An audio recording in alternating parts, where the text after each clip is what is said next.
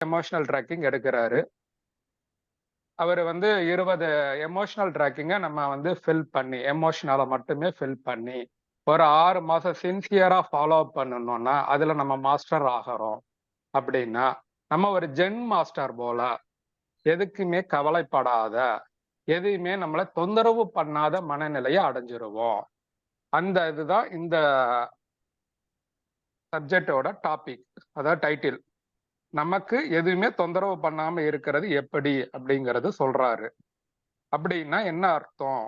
நமக்கு நெறைய சவால்கள் இருக்கு, பிரச்சனை இருக்குது, நெறைய சிக்கல்கள் இருக்குது. ஆனா எதுவுமே தொந்தரவு செய்யாத போல எப்படி நம்ம நடந்துக்க முடியும்? அப்படின்னு நம்ம யோசிக்கலாம். அது ஒரு நியாயமான கேள்விங்கிறாரு. அத வந்து ஒரு பிலாசபியா அவர் சொல்றாரு. லைஃப்ல ஒரு சிலர் மட்டுமே என்ன வாழ்க்கையில நடந்தாலும் அமைதியா, காமா, எத பத்தியும் கவலைப்படாம அமைதியா இருக்கிறத நீங்க பார்த்திருக்கிறீங்களா? அவங்களுக்கு அந்த பிரச்சனைலாம் இருக்குது. ஆனாலும் அமைதியா இருந்திருக்கிறாங்க. ஆனா நெறைய பேரு அந்த பிரச்சனைகளோட அழுத்தத்துல அவங்க வந்து ஒரு கிரஷ் ஆகி, ஸ்ட்ரெஸ் ஆகி அ இருக்கிறாங்க அப்படிங்கிறத அவரு சொல்றாரு. இது 2க்கும் என்ன வித்தியாசம் அப்படின்னா, அவங்கவங்க எதிர்கொள்ளக்கூடிய சூழ்நிலை கிடையாது. அந்த சூழ்நிலைகள அவங்க எப்படி உணர்ந்து செயல்படுறாங்க, அதுல எப்படி சிந்தித்து, என்ன மனநிலைய வளர்த்துக்கிறதுக்கு அவங்க செஞ்சிருக்கிறாங்க அப்படிங்கிறது ஒரு பாயிண்ட்டா அவர் சொல்றாரு. ஒரு சிக்கலான சூழ்நிலைகள் அப்படிங்கிறப்ப, நம்ம என்ன மாதிரியான மனநிலையில இருக்கிறோம்? என்ன மாரியான விஷயங்கள நம்ம சந்திக்கிறோம்? அப்படிங்கிறது இந்த இடத்துல ஒரு கேள்வியா அவரு வைக்கிறாரு. இதுக்கு ஒரு உதாரணம் சொல்லணும்னா, இப்ப வாழ்க்கையில ஒரு ஹெல்த் இஷ்யூஸ் இருக்குது அப்படின்னா, அதுக்கு நம்ம மிகச் சிக்கலான சூழ்நிலைகள்ல நம்ம ஸ்ட்ரெஸ் ஆகலாம், பிரச்சனை ஆகலாம். ஆனால் அதையும் தாண்டி இது நல்லபடியா நடக்கணும் அப்படிங்கிறத கொண்டுட்டு வர்றோம். அதுக்கு தேவை என்னன்னா, சிந்தனை தெளிவு. உங்க வாழ்க்கையில என்ன நடந்தாலும், எது உங்களுக்கு த்ரோ பண்ணுனாலும், அது உங்கள தொந்தரவு செய்யாம இருக்கிறதுக்கு உங்களுக்கு தேவ, ஒரு சிந்தனையில தெளிவு தேவ.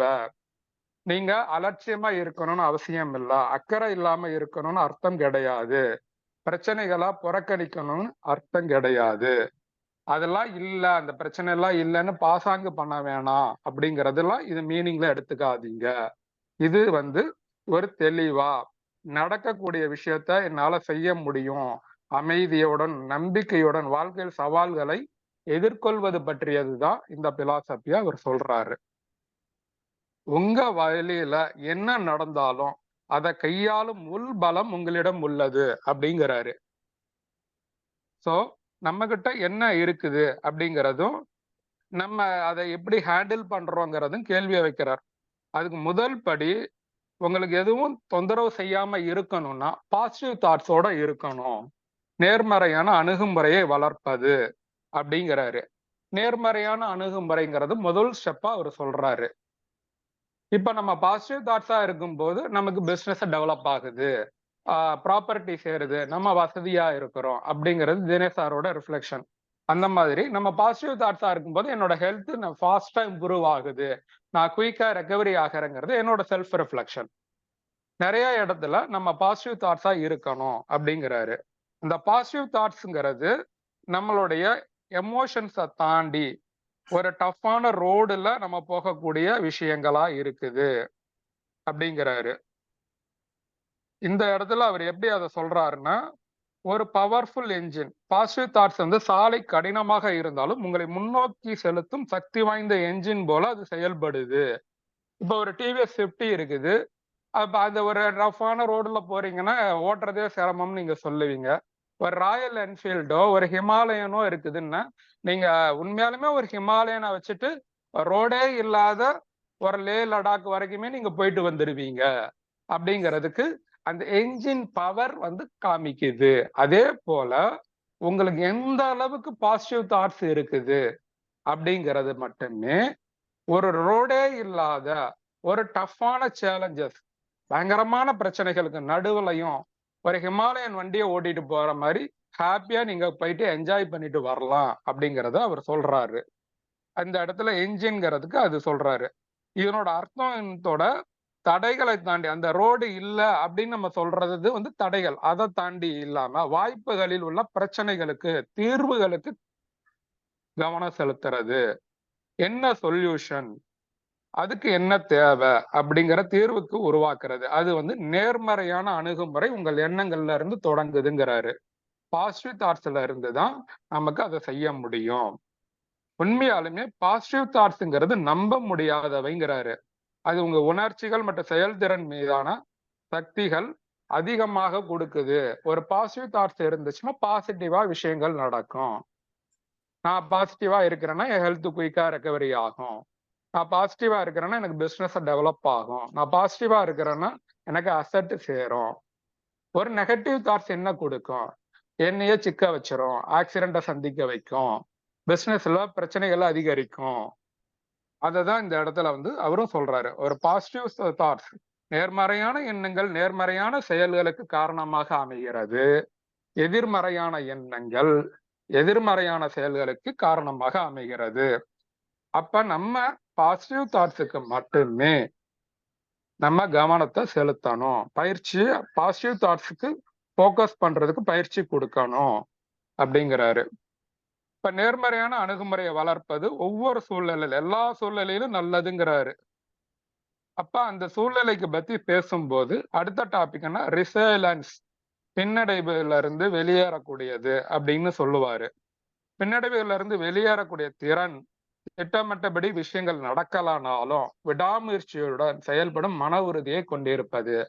இப்ப நம்ம ஒரு விஷயத்தை எதிர்பார்ப்போம், அது படி நடக்கல அப்படின்னா ரிசைலன்ஸ் மோடுல வந்துட்டு அதை வந்து எப்படி நடத்தலாம் அப்படின்னு யோசிச்சு அதுக்கான கால சூழ்நிலைகளையும் சந்திச்சு அதை செய்யணும். இப்ப சவால்கள்ல இருந்து செட்பேக்கு பார்க்காம தோல்விகளை வந்து ஃபெயிலியரா பார்க்காதீங்க, செட்பேக்கா பாருங்க.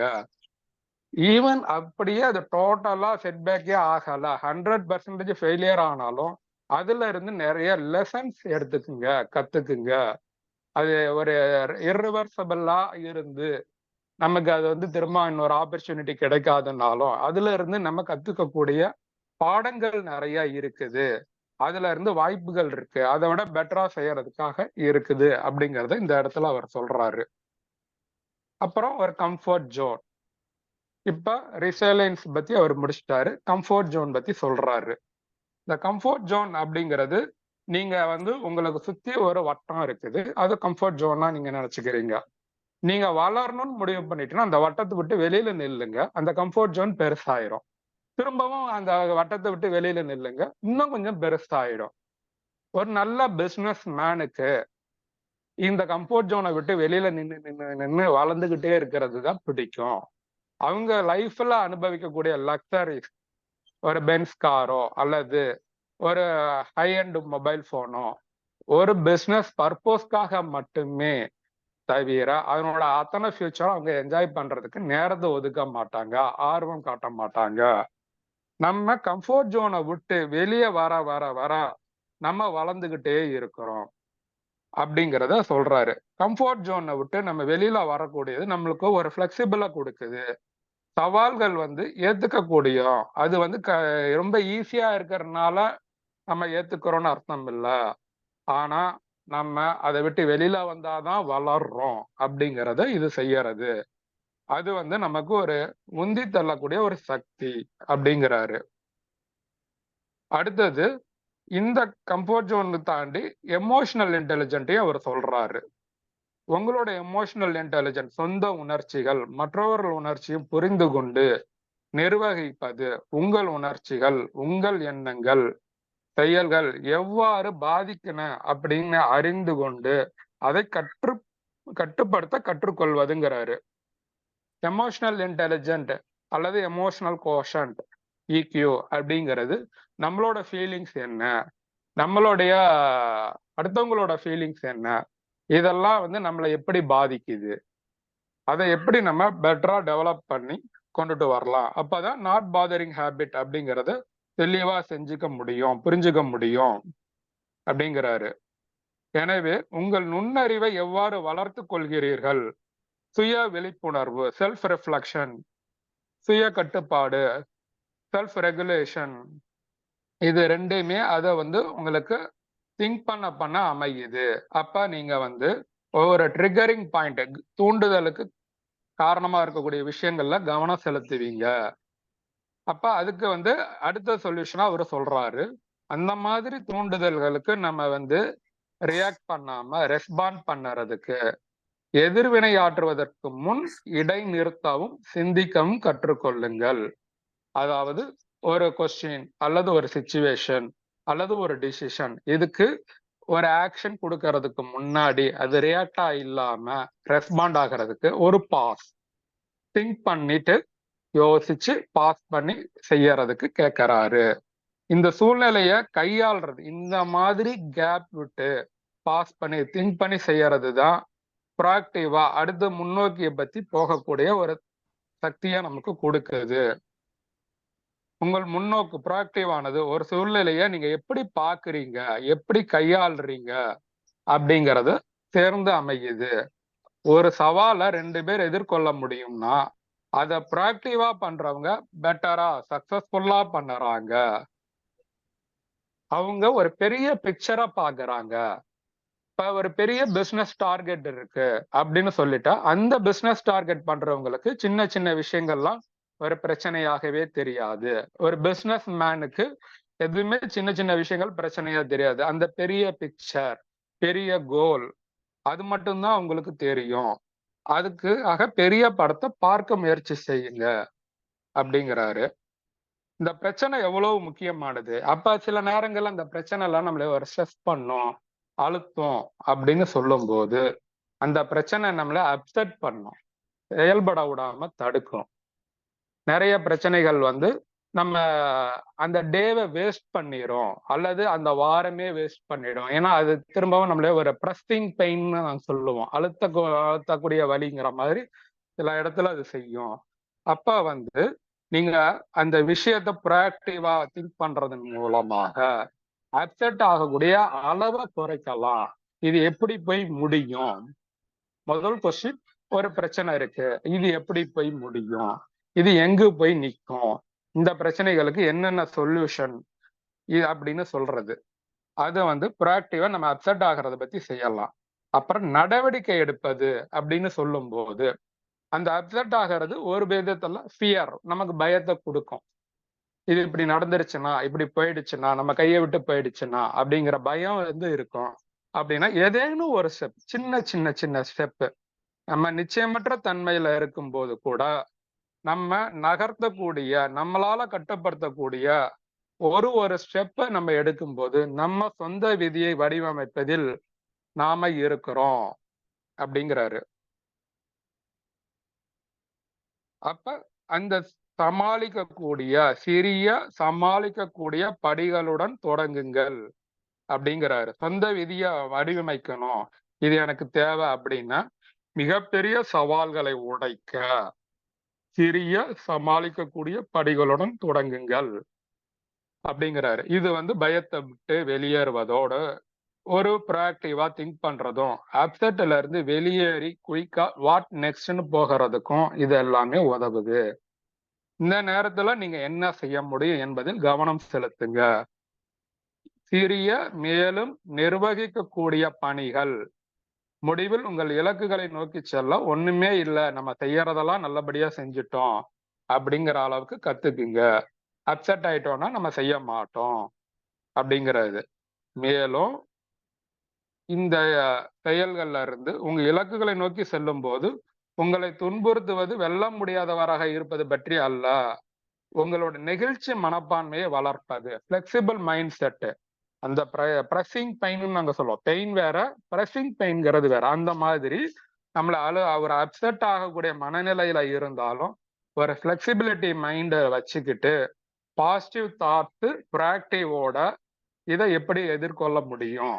கையாளக்கூடிய வலிமையும், திறமையும் என்கிட்ட இருக்குது அப்படிங்கிறத கொண்டுட்டு வர்றது. அந்த மாதிரி இந்த விஷயத்த அணுகுங்க அப்படிங்கிறாரு. இந்த கொள்கைகளை கடைபிடிக்க தொடங்குமாறு உங்களுக்கு சேலஞ்சே பண்றாரு. இத நீங்க செய்யும்போது, நீங்க நேர்மறையான அணுகுமுறைகளை வளர்த்துக்குங்க. உங்களோட செட்பேக்ல இருந்து நீங்க ரெசைலன்ஸுக்கு வாங்க. உங்களோட எமோஷனல் இன்டெலிஜென்ட்ட நீங்க பெற்றுக்குங்க அப்படிங்கிறாரு. திரும்பவும் ரெசைலன்ஸ ஃபார்ம் பண்றது, மீள்தன்மையை உருவாக்குதல் அப்படின்னு சொல்லுவாரு. நீங்கள் எதிர்கொள்ளும் சவால்கள் உங்களை வரையறுப்பதில்லை என்பதை நினைவில் கொள்ளுங்கள். இப்ப நமக்கு வந்து சேலஞ்சஸ் நிறைய இருக்கு. இப்ப எனக்கு பர்சனலா பேங்க் சேலஞ்சஸ் இப்ப கையில இருக்குது. இல்ல ஒரு ஐசிஐ கேட் வெப் சேலஞ்சஸ் இருக்குது. அல்லது ஃபைனான்ஸ் சேலஞ்சஸ் இருக்கு அப்படின்னு சொன்னா, அந்த சேலஞ்சஸ் வந்து என்ன டிஃபைன் பண்றதில்ல அப்படிங்கிறாரு. நம்ம எதை செய்யறோம்? எப்படி எதிர்கொள்ளறோம்? எதை தேர்ந்தெடுக்கிறோம்? எந்தெந்த விஷயங்கள தேர்ந்தெடுக்கிறோங்கிறத பொறுத்து அதுல நம்ம மாறுகிறோம். இந்த கருத்து ஆனது கொஞ்சம் ஆழமா நீங்க யோசிச்சீங்கன்னா, நிஜ வாழ்க்கைக்கு இந்த மனநிலையானது எவ்வாறு நம்ம தொடர்ந்து இருக்கணும் அப்படிங்கிறத செய்ய பராமரிக்கிறதுக்கு இது உபயோகப்படும். நிஜ வாழ்க்கையில நம்ம சவால்களை எதிர்கொள்ளும் போது, நிறைய பிரச்சனைகளை எதிர்கொள்ளும் பொழுது, நம்மளுடைய ஹேபிட், நம்மளுடைய பழக்க வழக்கங்கள் மட்டுமே இந்த இடத்துல மிக அற்புதமாக செயல்படுகிறது அப்படிங்கிறாரு. செயல்கள் மற்றும் எதிர்வினைகள் பெரும்பாலும் செயலில் ஆழமாக வேரூன்றிய பழக்கங்களின் விளைவாகும். அதாவது ஒரு ஆக்ஷன் அதுக்கான ரிசல்ட் அது எல்லாமே வந்து நம்மளோட ஹேபிட்டோட ரிசல்ட்டா இருக்குது. பேஸ் ரூட் வந்து நம்ம ஹேபிட் அப்படிங்கிறாரு. அப்ப அந்த ஹேபிட்ல இருந்து ஹேபிட் அப்டேட் பண்ணறத பத்தி சொல்றாரு. ஒன் ஆஃப் த ஹேபிட் வந்து ரெசிலியன்ஸ் மோடு. எதையுமே தொந்தரவு செய்யாதது போல இந்த மனநிலைக்கு செய்யணும்னா நீங்க நிறைய புதிய நல்ல பழக்க வழக்கங்களா வளர்த்துக்கணும் அப்படிங்கிறாரு. அப்ப பழக்க வழக்கங்களை பற்றி பேசலாம் அப்படிங்கிறாரு. ஒரு சிக்கலை எதிர்கொள்ளும் போது எதிர்வினையாற்றுவதற்கு பதிலாக செயலில் சிக்கலை தீர்ப்பது, அதை முறையாக அணுகுவதற்கு உணர்வுபூர்வமாக உங்களை பயிற்றுவிக்கவும், அது என்னன்னு கேட்டுக்குங்க. அதுக்கு சாத்தியமான தீர்வுகளை பிரெயின் ஸ்டார்ம் பண்ணி பிரச்சனைய தீர்வு கொண்டுட்டு வாங்க அப்படிங்கிறாரு. இது ஒரு பழக்க வழக்கமா அவர் சொல்றாரு. நமக்கு ஒரு சேலஞ்சஸ், ஒரு இஷ்யூஸ் இருக்குதுன்னா அதுக்கு வந்து அது எப்படி நம்மளே வரலாம், அது எப்படி எனக்குன்னு வரலாம் அப்படின்னு கேள்வி கேட்காம, அதுக்கு சொல்யூஷன் என்ன, அதுக்கு பெஸ்ட் சொல்யூஷன் என்ன, அது எப்படி சால்வ் பண்ண முடியும் அப்படிங்கறத யோசிக்கணும். ஒவ்வொரு தீர்வு அந்த மாதிரி சொல்யூஷன் எடுக்கும்போது நன்மை தீமைகளை எடை போடுங்க. இந்த இடத்துல வந்து வேரியஸ் சொல்யூஷன் இல்லாம பெஸ்ட் சொல்யூஷன் சொல்றது வெயிட்டேஜ். இந்த சொல்யூஷன் எடுத்தா என்ன பெனிஃபிட் எனக்கு கிடைக்கும், இந்த சொல்யூஷன் எடுத்தா எனக்கு என்ன பெனிஃபிட் கிடைக்கும் அப்படிங்கிறது வெயிட்டேஜ் எடை போட்டு சிறந்த செயல்களை தேர்ந்தெடுக்கவும், அதுல பெஸ்ட் ஆக்ஷனை தேர்ந்தெடுக்கும் சிக்கலை தீர்க்கும் அணுகுமுறையை கடைபிடிப்பதன் மூலம் உங்கள் கவனத்தை சிக்கலால் தொந்தரவு செய்வதிலிருந்து நீங்க விலகுறீங்க. அப்ப நீங்க ரொம்ப போக்கஸ்டா இருக்கிறீங்க. அந்த பிரச்சனை உங்களோட போக்கஸை டிஸ்டர்ப் பண்ணாம இருக்கிறீங்க. அந்த வெயிட்டேஜை கால்குலேஷன் பண்றதுக்கு இங்க பயிற்சி எடுக்கும் போது சிக்கல்கள்ல இருந்து வெளியேறுவதுடன் அந்த சிக்கலானது பிற விஷயங்களை பாதிக்காம நீங்க வெளியில கொண்டுட்டு வர்றீங்க அப்படிங்கிறாரு. அப்புறம் வளர்த்துக்கக்கூடிய இன்னொரு பழக்க வழக்கம் நன்றி உணர்வு, கிராட்டிடியூடு. கிராட்டிடியூடு ஒரு சக்தி வாய்ந்தது அப்படின்னு சொல்லுவாங்க. இப்ப நன்றி உணர்வுன்னு சொல்லணும்னா நம்ம நிறைய தொழில் சிக்கல்கள் இந்த 2 வருஷத்துல பார்த்துருக்கிறோம்னா நமக்கு PB15 வந்து ஒரு கிராட்டிடியூடு தான். அது நமக்கு நிறைய சொல்யூஷன் தருது. அதுல நம்ம வெயிட்டேஜ் பேஸ் பண்ணி பெஸ்ட் சொல்யூஷனை நம்ம எம்ப்ளாய் பண்றோம். நமக்கு அது ஒரு சப்போர்ட்டிவா இருக்குது அப்படிங்கிற மாதிரி. நீங்க அதிகமாக அல்லது தொந்தரவாக ஏதேனும் ஒண்ணு கண்டினியூ பண்ணிட்டு இருக்கணும், நடுவுல நின்றுடுச்சுன்னு உணரும் போது உங்களோட ஸ்ட்ரெஸ் அல்லது பர்ஸ்பெக்டிவை இம்மீடியட்டா மாத்தக்கூடியது இந்த கிராட்டிடியூடு தான். ஆமா, எனக்கு ஏகப்பட்ட சிக்கல் இருக்கு அப்படின்னு நினைக்கும் போது இந்த PB15 எனக்கு என்ன கொடுத்துச்சுன்னு நினைக்கும் போது இந்த மாதிரி விஷயங்களை ஆமா நான் எல்லாம் திரும்ப செய்ய முடியும்னு நம்பிக்கை கொடுக்கக்கூடியது. பிசினஸ் எல்லாம் நிறைய விஷயங்களா சாதிக்கக்கூடும், நிறைய விஷயங்களா செய்ய முடியும் நம்பிக்கை கொடுக்கக்கூடியது கிராட்டிடியூடு. அதே மாதிரி நம்ம நண்பர்களிடம் குடும்பத்தினரும் நம்ம கிராட்டிடியூடோட இருக்கும் பொழுது நிறைய விஷயங்களை சாதிக்கலாம் அப்படிங்கிறாரு. அது உங்க மனநிலையை மாற்றக்கூடியது.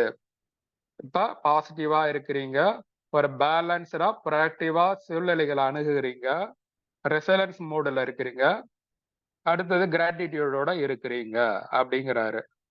தகவல் தொடர்பு சக்திகளை பற்றி பேசிக்கொள்ளலாம் அப்படிங்கிறாரு. ஒரு சவாலான சூழ்நிலை எதிர்கொள்ளும் போது வெளிப்புற காரணிகள் உங்கள் உள் அமைதியை சீர்குலைக்காமல் இருப்பதை உறுதி செய்தல் அப்படிங்கிறாரு.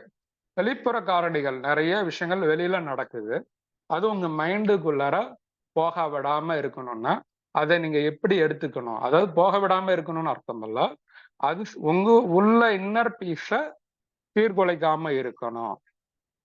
இப்ப நம்ம பிசினஸ் பார்க்குறோம். ஒரு வருஷத்துல 10 வருஷத்துக்கு முன்னாடி பார்த்தீங்கன்னா, நம்ம 15 கோடி இல்ல 5 கோடி, 10 கோடின்னு பெரிய வால்யூம் சந்திச்சிருப்போம். பிசினஸ் எல்லாம் பண்ணியிருப்போம். கரண்ட்ல நம்ம எதுவுமே பண்ணலனாலும், எஸ் அன்னைக்கு நம்ம பண்ணணும். கண்டிப்பா நம்ம பண்ண முடியும். அப்ப இங்க இருக்கக்கூடிய சிச்சுவேஷன்லாம் டெம்பரவரி தான். நம்மளால இதை விட பெட்டரா செய்ய முடியும்னு நம்பிக்கையோட இருப்பதும், அந்த வெளியில இருக்கக்கூடிய சூழ்நிலைகள்ல நான் யார் என்ன விதமான ஃபீட்பேக் எப்படி கொடுத்தாலும், என்ன கமெண்ட் கொடுத்தாலும் நம்மளோட இன்னர் பீஸ் அதனால டிஸ்டர்ப் ஆகாம இருக்கிறது அப்படிங்கிறத உறுதி செய்ய சொல்றாரு. அது மற்றவர்களோட தொடர்பு தெளிவாகவும் உறுதியாகவும் இருக்கணும். உங்கள் எண்ணங்களை, உணர்வுகளை நேர்மையாக, மரியாதையுடன் வெளிப்படுத்துங்கள். ஹானஸ்டா இருங்க. ரெஸ்பெக்டோட நீங்க வெளிப்படுத்துங்க. மற்றவரோட கண்ணோட்டத்துல பச்சாதாபம் இந்த அணுகுமுறை மோதல்களை தீர்ப்பதுல மட்டும் உதவாது. அதாவது அடுத்தவங்க மூலமா இந்த மாதிரி ஒரு பயங்கரமான சிக்கலான சூழ்நிலையில எல்லாரும் கை கழுவிட்டு தான் போவாங்கங்கிறது உங்களுக்கும் தெரியும். அப்ப இந்த மாதிரி ஒரு தெளிவான ரெஸ்பெக்டிவா இருக்கும்போது அவங்களோட எம்பதி வந்து நமக்கு பிரச்சனையை சால்வ் பண்றதுக்கு மட்டும் இல்ல, ரிலேஷன்ஷிப்பை டெவலப் பண்றதுக்கும் உதவுது. அப்படிங்கிற உறவுகளை பலப்படுத்துகிறது. மேலும் உங்கள் அமைதியும் எதிர்கால உறவையும் பராமரிப்பது எளிதாக்குகிறது. நீங்க எவ்வளவு ஹானஸ்டா, எவ்வளவு ரெஸ்பெக்ட்ஃபுல்லா இருக்கிறீங்களோ அது உங்களுடைய அமைதியையும் எதிர்கால உறவையும் செய்யுது. வெளிப்புற சூழ்நிலைகளா கவலைப்படாமல் இருப்பது சுய பாதுகாப்பு முக்கியத்துவத்தை குறைத்து மதிப்பிட வேண்டாம். இப்ப இந்த இடத்துல வந்து நமக்கு அந்த மாதிரி ஒரு சிச்சுவேஷன் வந்து வெளியில இருக்கக்கூடிய த்ரெட்டனிங் இருக்குதுன்னா கம்பெனிக்கோ நமக்கோ அப்படின்னா நம்மளுடைய அந்த சேஃப்டி மெஷர்ஸ்க்கு நீங்க அண்டர் எஸ்டிமேட் பண்ண வேண்டாம் அப்படிங்கிறாரு. ஸோ அந்த சேஃப்டி மெஷர்ஸும் நீங்க மைண்டுக்குள்ளார ஒரு சைடு வச்சுக்கோங்க அப்படிங்கிறாரு. அப்புறம் இதை தாண்டி இதே ஹேபிட் எதுக்குமே பாதர் பண்ணாம ஒரு ஜென் மாஸ்டர் போல நம்ம இருக்கணும் அப்படின்னா உடற்பயிற்சி வேணும், நமக்கு தினமும் போதுமான தூக்கம் வேணும், ஆரோக்கியமான உணவு வேணும், தியானம் போன்ற நினைவாற்றல் பயிற்சிகள் உங்களை பெரிதும் மேம்படுத்தும் அப்படிங்கிறாரு. உடல் மற்றும் மன உறுதியை நீங்கள் கவனித்துக் கொள்ளும் போது நீங்கள் அமைதியுடன் இருப்பதற்கான உங்கள் திறனை பலப்படுத்துகிறீர்கள். நீங்க ஹெல்த்தை வந்து பாக்குறீங்க, மைண்டை பார்க்கும் போது அதை கவனித்துக் கொள்ளும் போது எதா உங்க உடம்பையும் மனசையும் கவனிச்சுக்கும் போதுதான் நீங்க அமைதியா இருக்கிறீங்கிறாரு. உங்களோட ஸ்கில்ல வந்து டெவலப் பண்றீங்க. அப்ப சவால்களை எதிர்கொள்ளும் நிலையில் நீங்க எப்பதாவது ஒரு சூழ்நிலை எதிர்கொண்டீங்க, இந்த மாதிரி ஒரு ஸ்கில்ல வந்து நீங்க செய்யணும்னா அது வந்து கடக்க முடியாதாக இருந்தாலும் இன்னைக்கு நீங்க பாத்தீங்கன்னா அது ஈஸியா ஒரு நல்ல அனுபவமாக மாறி இருக்குது, கடந்திருக்கிறோம். ஒரு பெரிய பேங்க் சேலஞ்சஸோ அல்லது ஒரு ஃபைனான்ஸ் இஷ்யூஸோ அல்லது ஒரு பிசினஸ் சேலஞ்சஸோ அனுபவங்கள் நம்மளை சவால்களிலிருந்து வெளியே வரக்கூடிய நம்பிக்கையை கொடுக்குது அப்படின்னு சொல்லுவாங்க. இப்ப இந்த இடத்துல என்னோட ரிஃப்ளெக்ஷனா சொல்றது வந்து எப்படி சொல்லுவோம்னா, ஒரு பெண்கள் வந்து அவங்களுக்கு மிகப்பெரிய சவாலா இருக்கக்கூடியது குழந்தை பேரு. ஒரு முதல் டெலிவரி வந்து பெயின்ஃபுல்லா இருக்கும்னு சொல்லுவாங்க. அதை அவங்க கிராஸ் பண்ணி வெளியில வரும்போது பெயின் பியரிங் கெப்பாசிட்டி இன்க்ரீஸ் ஆகுது, அனுபவங்கள் அதிகரிக்குது அப்படின்னு சொல்றதை விட ஒரு வகையில மெச்சூரிட்டி இன்க்ரீஸ் ஆகிருக்குன்னு சொல்லுவாங்க. அதை இந்த இடத்துல நான் ஒரு ரிஃப்ளெக்ஷனா நான் எடுத்துக்கிறேன். அன்றாட வாழ்க்கை ஒரே இரவுல நடக்காது.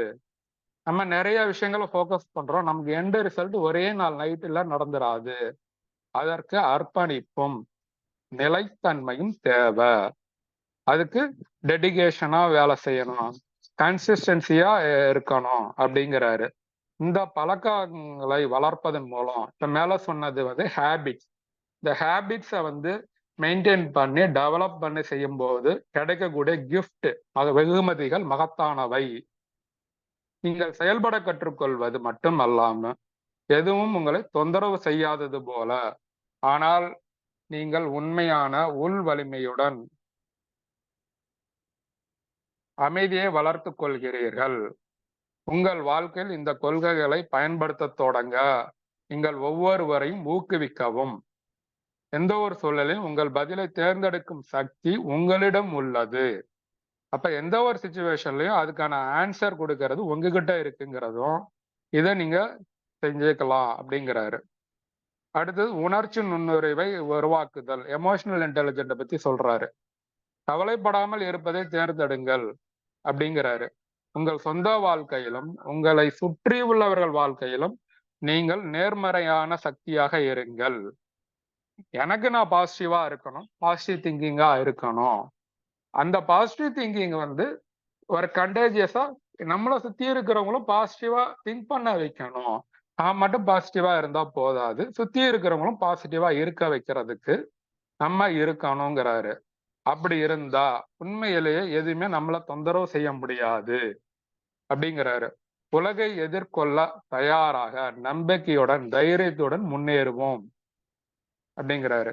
நாங்கள் அதை உங்களுக்கு நன்றி தெரிவிக்க அனுமதிக்கும் வரை நாங்கள் பயணத்தை தொடரும் போது முன்னோக்கிய பயணத்தில் வெற்றியும் மகிழ்ச்சியும் கிடைக்கும் அப்படிங்கிறார். பேரா வாழ்த்துகிறேங்கிறாரு.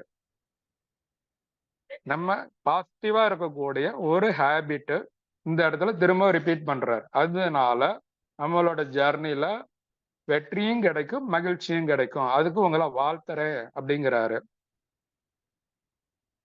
உங்களை தொந்தரவு செய்யாதது போல் செயல்படும் அதிகாரம் அளிக்கும் தத்துவத்தின் வழியாக பயணம் செய்யுங்கள். நம்ம அப்செட் ஆகாம, நம்ம நிறைய பிரச்சனைகள் பாதராகாம செய்யக்கூடிய இந்த முக்கியமான ஜர்னிக்கு பயணம் செய்யுங்க. இப்போ நம்ம கவனத்தை திருப்புவோம். நம்ம தனிப்பட்ட தொழில் முறையின் ஆழமான தாக்கத்தை ஏற்படுத்தக்கூடிய இந்த கருத்து சில நுணுக்கமான அம்சங்களுக்கு இது வருது. இந்த மனநிலையை நீண்ட காலத்திற்கு நான் எவ்வாறு தக்க வைப்பது அப்படின்னு யோசிக்கலாம். ஒரு லாங் டைம்ல இந்த மைண்ட் செட்டை வச்சிருக்கணும். இன்னைக்கு கேட்கறோம், கேட்டலிஸ்ட் எக்ஸசைஸ் கேட்கறோம், அல்லது இந்த புக் ரிவ்யூ கேட்கறோம். இதை வந்து நீண்ட காலத்துக்கு தக்க வைக்கணும்னா என்ன செய்யணும்? மேல்திறனை ஒரு தற்காலிக ஒரு டெம்பரவரியா சமாளிக்கிறதுக்கு மட்டும் இல்லாம இதை வந்து நீண்ட காலத்துக்கு வச்சிருக்கிறது அப்படிங்கறத வந்து சொல்றாரு. அப்ப இந்த கருத்துக்களை பின்னடைவு செட்பேக்கை பத்தி ஆராயுங்கள்ங்கிறாரு. உடனடி பிரச்சனை அல்லது பின்னடைவுகள். உணர்ச்சி ரீதியான பின்னடைவு என்பது ஒரு ஆழமான நீடித்த வலிமையை வளர்ப்பதாகும். இப்ப நம்ம அந்த மாதிரி ஒரு மைண்ட் செட்ல இருக்கிறோம் அப்படின்னா, இன்னைய தேதிக்கு ஒரு பிரச்சனை வருது, ஒரு செட்பேக் வருது அப்படின்னா நம்மளுடைய எனர்ஜிய, நம்மளோட ஸ்ட்ரென்த்தை வந்து இன்க்ரீஸ் பண்ணுது அப்படிங்கிறாரு. அதுல இருந்து நம்மளால ஓவர் கம் பண்ற அனுபவத்தின் அடிப்படையில நம்ம கடந்து வந்த பாதையை பார்க்கும்போது நம்ம எங்க இருந்து எவ்வளவு உயரத்துக்கு வளர்ந்திருக்கிறோம் அப்படின்னு உணரும் போது ஒரு வலிமை நமக்கு இருக்கும். அந்த உணர்ச்சிகளை புரிந்து கொள்வதும் ஏற்றுக்கொள்வதும் அதற்குள்ள இருந்து வருதுங்கிறாரு. அதை வந்து நம்ம கட்டுப்படுத்தாம இருந்தா அது நம்மள சாப்பிட்டுரும், அது நம்ம விரும்பி விளையும். ஸோ உணர்ச்சிகளை நம்ம எப்படி கட்டுப்படுத்துறோம் அப்படிங்கிறாரு. சுய விழிப்புணர்வு. இந்த இடத்துல அந்த வார்த்தையை அவர் சொல்றாரு. செல்ஃப் ரிஃப்ளெக்ஷன் எடுங்க. நீங்க வருத்தப்படும் போது, தொந்தரவு செய்யும் போது உங்கள் உணர்வுகள், உங்கள் எதிர்வினைகளை பற்றி நீங்க நேர்மையாக கேளுங்க. நான் ஏன் இப்படி உணர்றேன்? எனக்கு என்ன பிரச்சனை இருக்குது? நான் ஏன் இந்த மாதிரி ஒரு அப்செட் மைண்டுக்கு போயிட்டேன்? நான் ஏன் இந்த மாதிரி ஒரு விஷயத்த பாசிட்டிவா திங்க் பண்ணாம நெகட்டிவா பேசிக்கிட்டு இருக்கிறேன்? எனக்கு என்ன பிரச்சனை அப்படின்னு நீங்க யோசிச்சீங்கன்னா, அந்த நான் ஏன் இப்படி உணர்கிறேன் அப்படிங்கிற கொஸ்டின் நீங்க உள்ள வைக்கும்போது அதனோட ரூட் காஸ் என்னன்னு தெரிஞ்சுக்கும். இப்போ இந்த பிரச்சனை டெம்பரவரி ஆனது, இதுக்கு சொல்யூஷன் எடுக்க முடியும் அப்படிங்கிறதும் அதுக்கு பெஸ்ட் சொல்யூஷனா நம்ம போக முடியுங்கிறாரு. இவற்றை திறம்பட நிர்வகித்துடன் ஒரு படி உணர்ச்சி ரீதியிலான பின்னடைவில் மற்றொரு அம்சம் மீட்கும் திறன் ஆகும், ரெசிலியன்ஸ். ஸோ நிறைய செட்பேக் இருக்கும் லைஃப்ல. அதுல இருந்து நம்ம சவால்கள்ல இருந்து வெளியே வரக்கூடிய விஷயங்கள் என்னென்ன, இதை வந்து நம்ம உண்மையாலுமே இந்த சிரமங்களை எதிர்கொள்வது பத்தி அல்ல, அந்த சிரமங்களுக்கு எப்படி பதில் அளிப்பதுங்கிறது தான் கேள்வி. நமக்கு வந்து நிறைய சிரமங்கள் இருக்குது. ஒரு ஹெல்த் இஷ்யூஸ்ங்கிறது ஒரு சிரமம் தான். அதுக்கு கேள்வி வந்து அதை நான் எப்படி சந்திக்கிறேங்கிறது, அதுக்கு என்ன மாதிரியான ஆன்சர் சொல்ல போறேன். ஹெல்த் இஷ்யூஸ் இருக்குது அப்படின்னா நான் இன்னமும் ஸ்ட்ரெஸ் ஆகி, மென்டலா ஸ்ட்ரெஸ் ஆகி ஹெல்த் இஷ்யூஸை ஒஸ்ட் ஆக்கிக்கிறேன்னா, அல்லது ஓகே இதை டாக்டர் டேக் கேர் பண்ணுவாரு, நம்ம அதை பத்தி ஒரி பண்ண வேண்டாம், இது எல்லாமே 100% டாக்டர் கையில ஒப்படைச்சிட்டு அமைதியா இருப்போம் அப்படிங்கிறது நம்ம ஹெல்த்தை குயிக்கா ரெக்கவரி பண்ணறதுக்கு உதவுது. அந்த மாதிரி ஒவ்வொரு சவால்களும் சிக்கல்களும் என்ன மாதிரி பதில் அளிப்பீங்க, அதை எதிர்கொள்வது பற்றி எல்லாம் பதில் அளிப்பீங்கிறது தான் கேள்வி. உங்களை தோற்கடிப்பதற்கான சவால்கள் அல்லது வலுவாக வளர அவற்றை படிக்கற்களாக பயன்படுத்துகிறீர்களா அப்படிங்கிறது கேள்வியா வைக்கிறாரு. அப்ப நிறைய விஷயங்களை நீங்க ஒரு ஒரு இதை தடைக்கெல்லாம் படிக்கெல்லாம் மாற்றுவது எப்படி அப்படிங்கிறாரு. இந்த வகையான பின்னடைவுகளை உருவாக்குவதற்கு அதிக மேல்தன்மை கொண்ட நீங்கள் ஒரு வளர்ச்சியை உருவாக்க வேண்டும். மனப்போக்கு, வளர்ச்சி மனப்பான்மை என்பது உங்கள் திறமையும் புத்திசாலித்தனத்தையும் அர்ப்பணிப்பு மற்றும் கணினத்தன்மை மூலம் உருவாக்க முடியும். 4-5 கேரக்டர் சொல்றாரு. ஒரு டஃப்பான சிச்சுவேஷன் அவ்வளவு குயிக்கா என்னால் அதுல இருந்து வெளியில வர முடியல அப்படின்னு சொன்னாலும் ஒரு growth mind set, positive mind set, நம்மளோட இன்டெலிஜென்ட், நம்மளோட டெடிகேஷன், நம்மளோட ஹார்ட் ஒர்க் ஹார்ட் கடினத்தன்மை, அது மூலமாக இந்த மாதிரியான சவால்களை சந்திக்க முடியும், வெளியே வர முடியும். நமக்கு ஒர்க்ல இருந்து கமெண்ட் கிடைக்கும், வேலை விமர்சனங்கள் அதுல இருந்து கத்துக்கணும் அப்படிங்கிறாரு. வெற்றி படிப்பணிகளும் உத்வேகத்தையும் கண்டறிதல் சவால்களை கற்றுக்கொள்வதற்கும் மேம்படுத்துவதற்கும் ஒரு வாய்ப்பாக அமைகிறது அப்படிங்கிறாரு. சார் கண்டினியூ பண்ணலாம்ல சார்? சார் போதும் சார். நன்றி. ஃபீட்பேக் இருந்தா சொல்லுங்க. எதனா இதுல இது வரைக்கும் புரியலன்னா நான் நடுவில் எக்ஸ்பெக்ட் பண்றேன் 1-2 பாயிண்ட். தினேஷ்.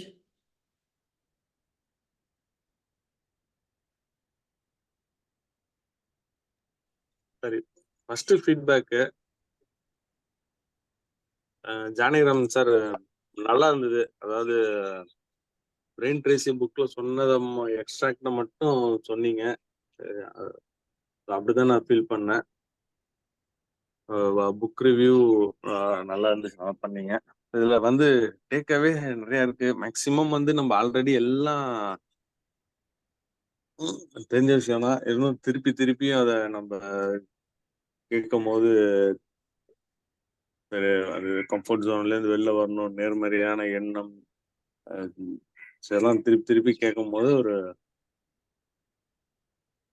அடுத்தடுத்து என்னென்ன இது தப்பு பண்றோம், சரி இதை பண்ணுங்கிற ஒரு இது வருது. ஹெல்த்தை தியானம் பண்ணணும், இதெல்லாம் அங்கங்க பிட்டா சொல்ற விஷயங்கள். இதெல்லாம் இன்னைக்கு ஏதோ ஒரு கலவையா ஒரு பிசினஸ் மேன் என்னென்ன பண்ணணும், சின்ன சின்ன விஷயங்களை பார்த்து இதாகக்கூடாது. இப்போ கொஞ்சம் அதெல்லாம் நானே மாதிரி கூட ஒரு பெரிய இஷ்யூ. நான் சாதாரணமா சரி ஓகே அப்படின்ட்டு போனேன். எல்லாம் ஆபீஸ்ல எல்லாம் என்ன ஒரு சாதாரணமா ஒரு மாதிரி சொல்லிட்டு போறாருன்னா, நான் இது ஒரு பிரச்சனை நான் யோசிச்சுட்டு இருந்தேன் அப்படின்னா நான் அடுத்த லெவலுக்கு போக முடியாது. இது எல்லாமே ஒரு டேக் அவேயா போயிட்டு இருக்கு.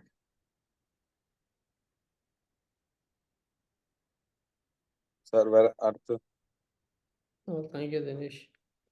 Nivetha.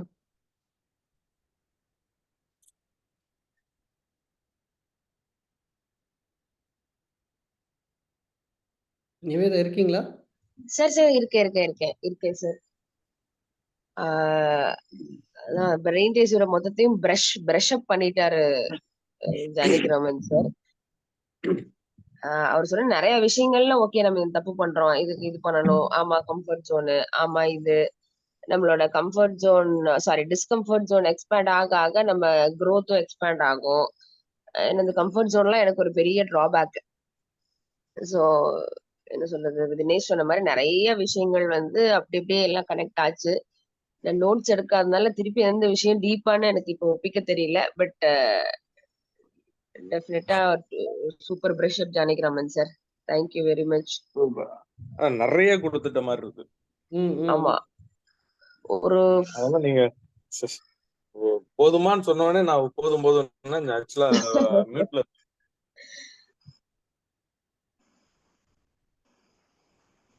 Nice sir. Janakiraman sir நல்லா இருந்துச்சு.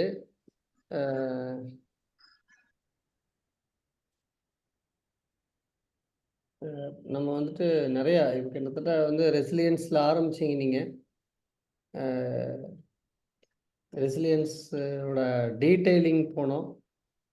Comfort zone, emotional intelligence, challenges, இப்படி வந்து நம்ம ஓவராலாக வந்து கிட்டத்தட்ட அந்த பிஸ்னஸ் சேலஞ்சஸ் அப்படிங்கிற டாப்பிக்கில் ஒரு பிஸ்னஸை ஹேண்டில் பண்ணுறதுக்குண்டான என்டர்பிரினர் மைண்ட் செட்டை நம்ம டச் பண்ணுறோம் அப்படிங்கிறத